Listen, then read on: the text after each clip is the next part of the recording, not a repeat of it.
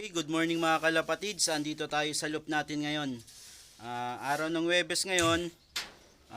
Bukas meron tayong kargahan mga kalapatids sa club ng CSWRPC. So kanina nagpaligo si partner.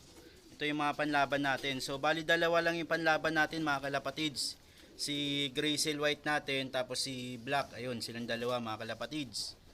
Yung ibang club kasi dito sa Cavite, Sabado pa yung kargahan. So siguro nasa ano na kami, Pangasinan mga kalapatids.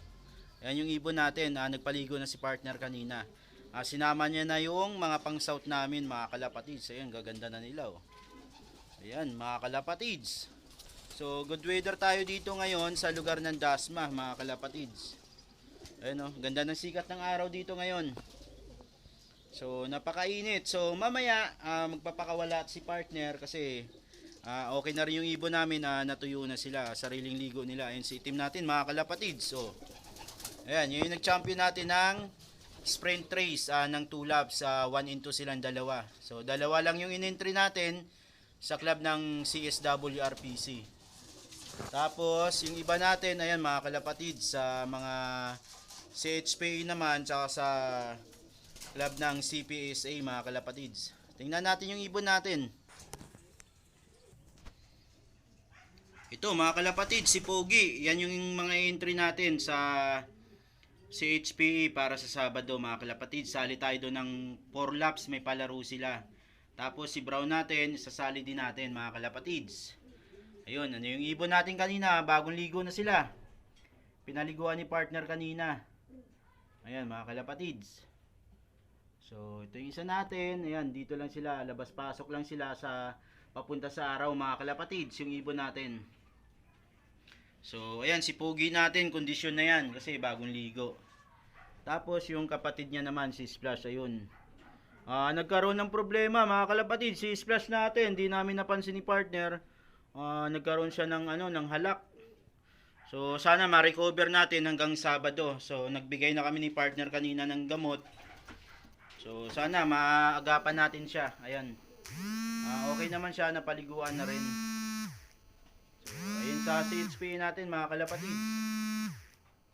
Ayan yung sa CPS natin mga kalapatids. Ayan yung ibon. So ito. Ayan oh. Sayang tong ibon na to. Contender pa naman to sana. Ang problema, nagkasakit siya. Pero nag-clock pa rin siya nung linggo mga kalapatids. Yung ibon natin.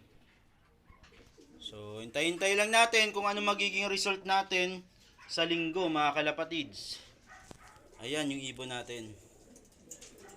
Okay mga kalapatids. Ito si White Grizzle natin, no, grabe. Panlaban natin to sa CSWRPC. Ayan, ayan yung mga ibon natin, dito lang naman sila lahat, ayan oh. Tapos ito yung mga pang south natin, yung iba kasi nandun na sa labas, nagbibilad na sila mga kalapatids. Ayan, nakahiwala yung panglaban namin ng North Race tsaka South Race, dito sa kabila sila dito. Tapos yung north naman namin dito. Nakahiwalay sila mga kalapatids. Yung mga panlaban namin. So, abangan natin sa linggo mga kalapatids kung ano yung magiging result ng ibon natin. Sana mabigyan tayo ng magandang lipad ng mga ibon natin sa linggo mga kalapatids. So, ayan. Ito pala yung kapatid ni White Grizzle namin mga kalapatids. So, young bird namin yan ng south. Ayan siya. So, bali ang nanay nila, anak siya ng Super Brusco namin. Tapos napasukan namin siya ng off color. Ito yung nanay mga kalapatids. Ayan. Ayan yung anak ng Super Brusco namin. So ganun na lang mga kalapatids. Salamat sa suportang tunay sa Mulawin Kings Loop mga kalapatids. Abangan natin sa linggo kung maging okay yung result natin. So bali 3 club yung inaabangan natin sa linggo mga kalapatids. Okay mga kalapatids.